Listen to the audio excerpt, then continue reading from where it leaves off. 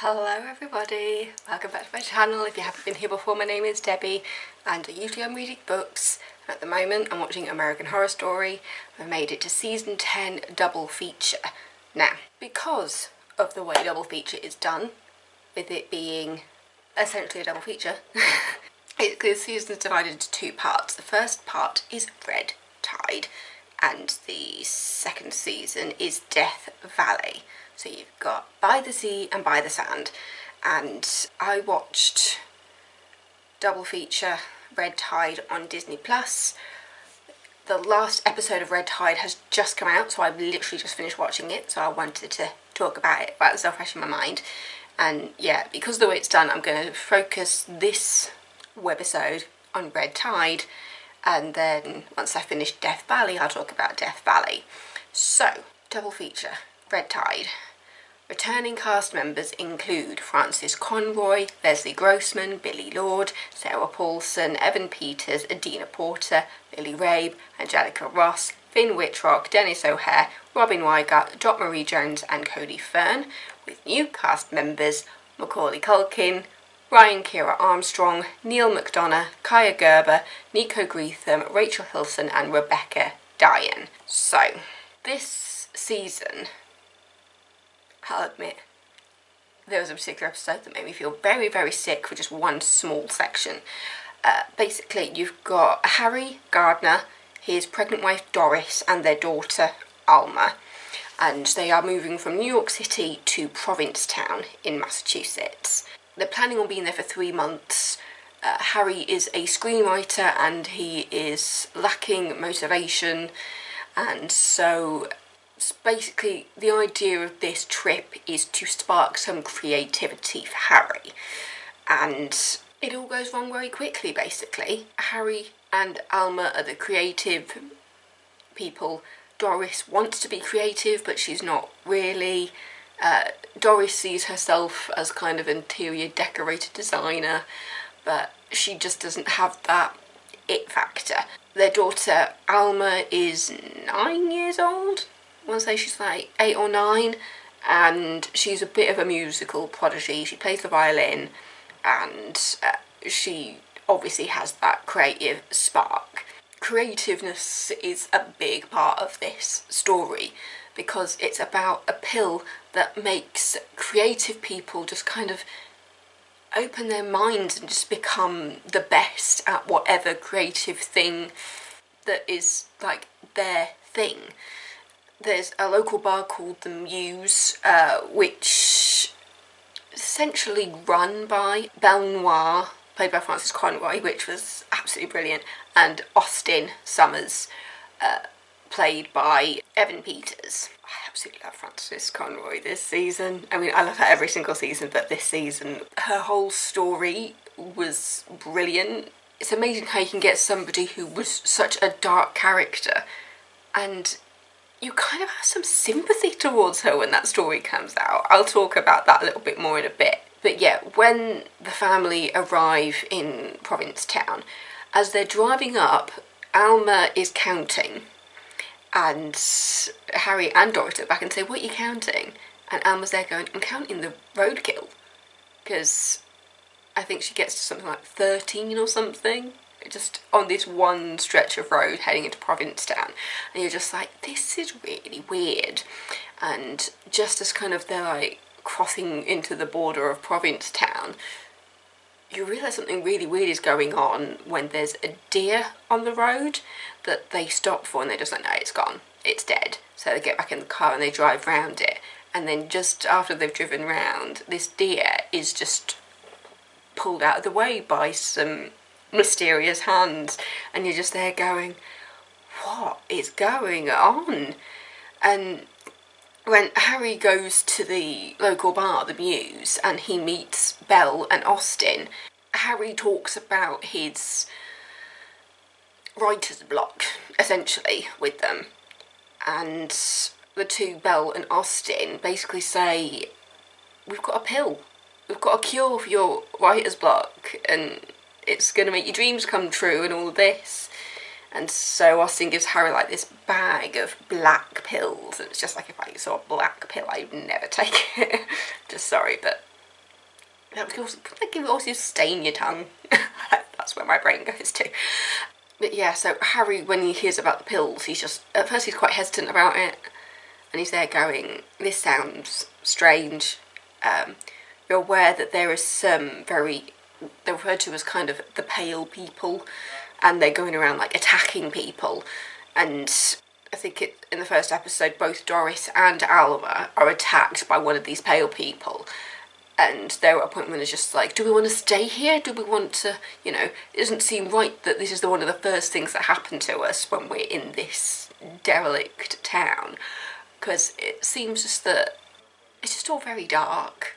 When they call the police, they were sure that it's just a drug problem. When a pale man attacks them in the house, Harry kills the pale guy, and the local police say, you are well within your right to kill this intruder, you know, this is a right to defence state.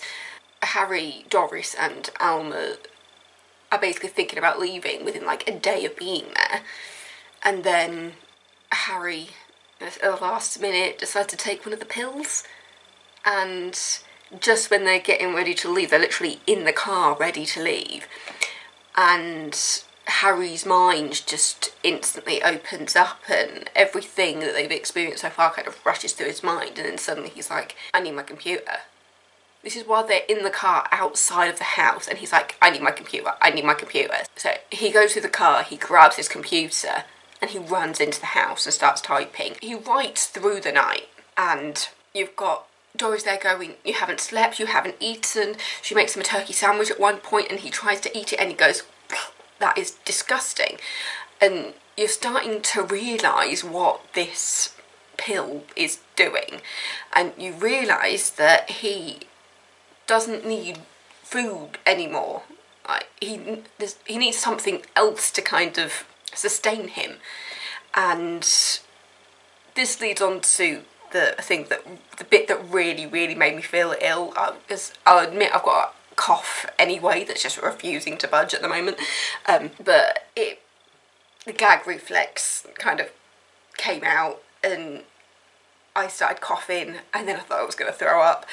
Basically, Harry realises that he's craving blood.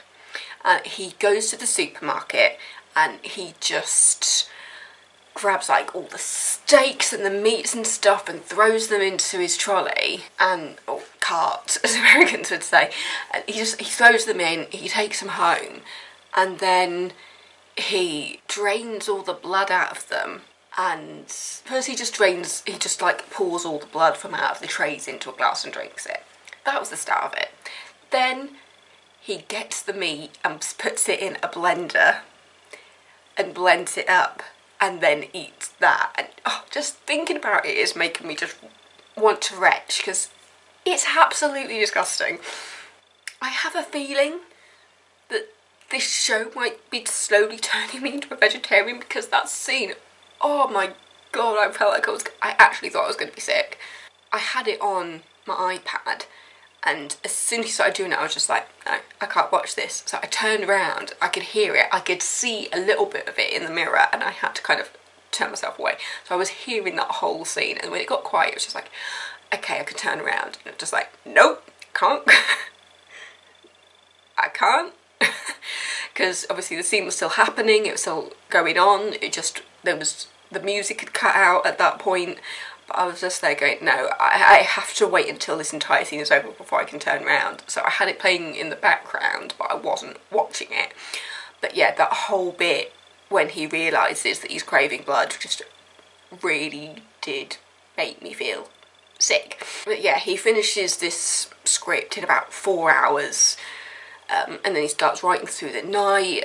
His agent, Ursula, played by Leslie Grossman, this role really amplifies her comedy chops, because she is hilarious this season, is Leslie Grossman. She's kind of an outsider to all of it, and then as everything comes out and she finds out about everything, it's saying, oh, okay, right, so you're essentially, you've taken this pill, you become this creative person, and you need blood to survive. Okay. She's normalising it rather than going the opposite direction, where you just go, wait, what? It's hard to describe that role, but the best way for me to describe it compared to everything else, she's probably the closest to a straight man that you can get in regards to this season and the scenario. And it's just hilarious. I think I need to replace my battery.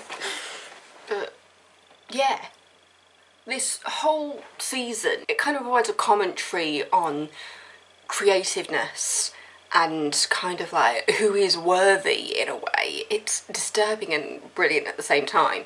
I mean, even in the final episode, when Ursula is kind of making a statement about the pill, and I think by the end of it, even she hasn't taken the pill. With everything else that happened, she and the person who created the pill don't actually take it, but they want everybody else to.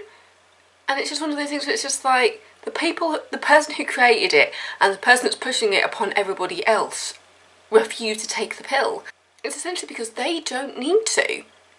The woman who created the pill is observing how it affects people, so obviously she doesn't want to take it herself and ruin the study. And then Ursula is there going, well, I don't need to take the pill because I'm the one who's going to be nurturing this talent. So it's just like, I'm going to encourage other people to take the pill. And yeah, it's just an interesting commentary on all of it. As you go through the season, I'll admit, I hated Alma. Even before she took the pill, the child, she was just so spoiled.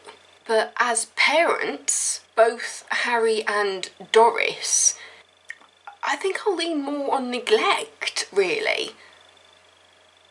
Because obviously Harry is obsessed with finishing off this script, which at first, obviously, nothing's happening. He's got that writer's block going on, and then he takes the pill and he becomes even more obsessive over it. Doris doesn't know about the pill, and she's trying to concentrate on her interior decorating stuff. I mean, in the first episode, she's just like, oh, I've been told to decorate this thing, and she holds up her Instagram saying, oh, so-and-so saw this picture and asked me to redecorate, and it's got 1 like on it. And you're just like, wait, what? It's obvious that Doris doesn't have any talent.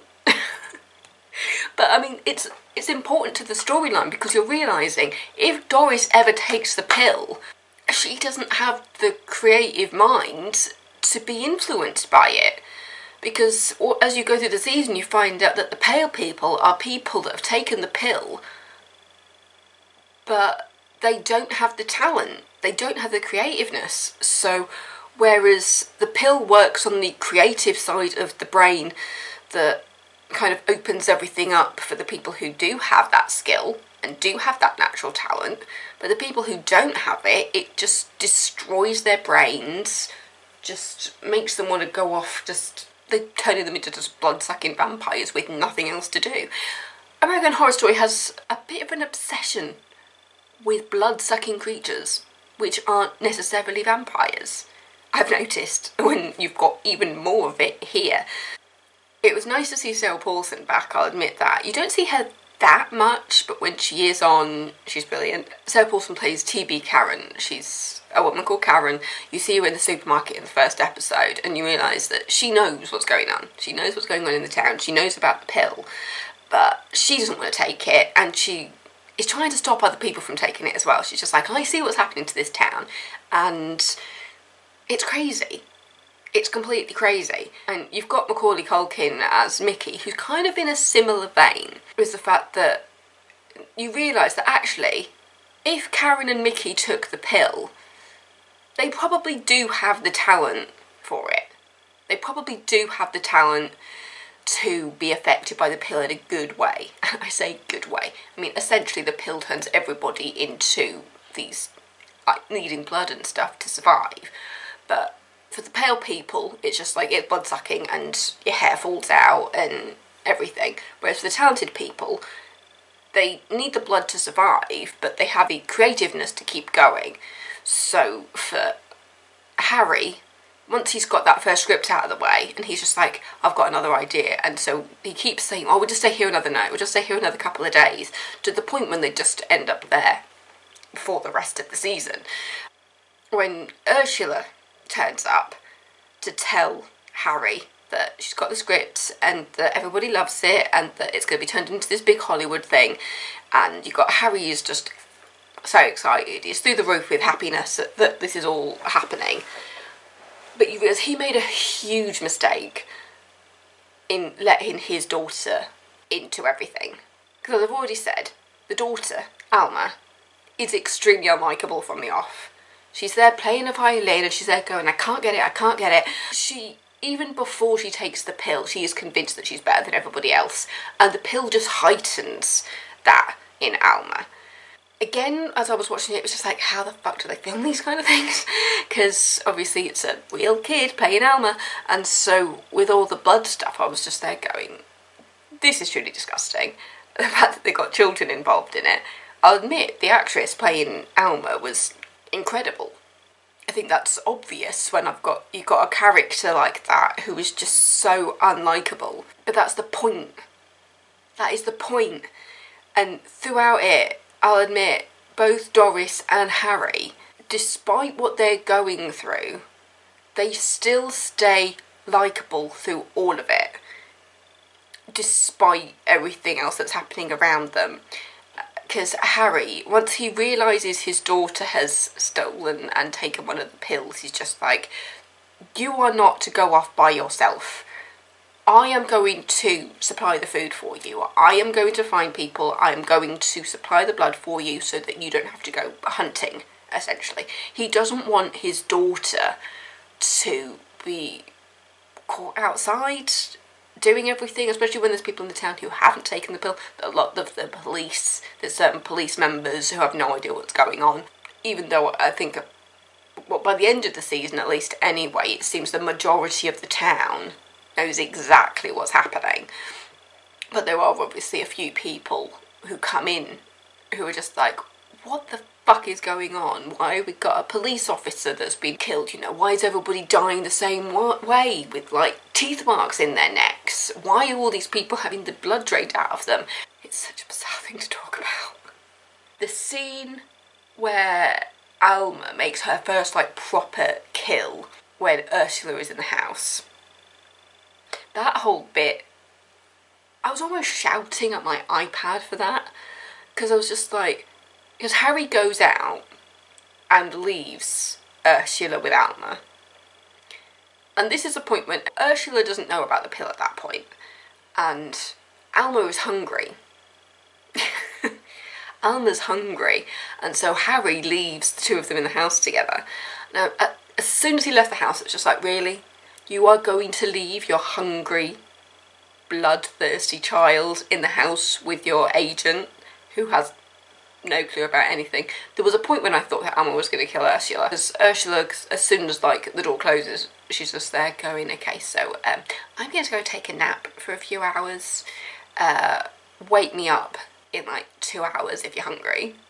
And then the local police officer, the chief, played by Adina Porter, comes over to find out about just everything that's going on.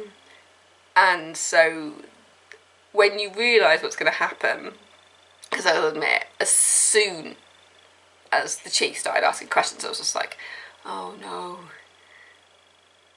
Alma's going to kill her with Ursula upstairs. Oh god, where's this going to go? And then when Harry gets home and he sees the chief completely dead on the floor, and then he sees Ursula in the kitchen with Alma, and she can see everything. And Ursula's just like, okay, yeah, I'm up to speed, you know, what are we going to do now? And you're just like, the fact that Ursula is completely unfazed by it is so kind of LA Hollywood in a way, because it's just like nothing can shock Ursula. And I think that just adds to the comedy side of it. But yeah, moving on to the story with Frances Conroy as Belle Noire, also known as Sarah Cunningham. When you get the episode where you kind of find out Belle's backstory, and you find out that Sarah Cunningham is a bit of an erotic author. She's written a book. It's almost like a Mills and Boon type story mixed with history, and it's disturbing and hilarious and all sorts at the same time. And Sarah's kind of come to the town just to sign copies of a book. She's self-published, her husband is an arse, and you realise that she has got some talent there.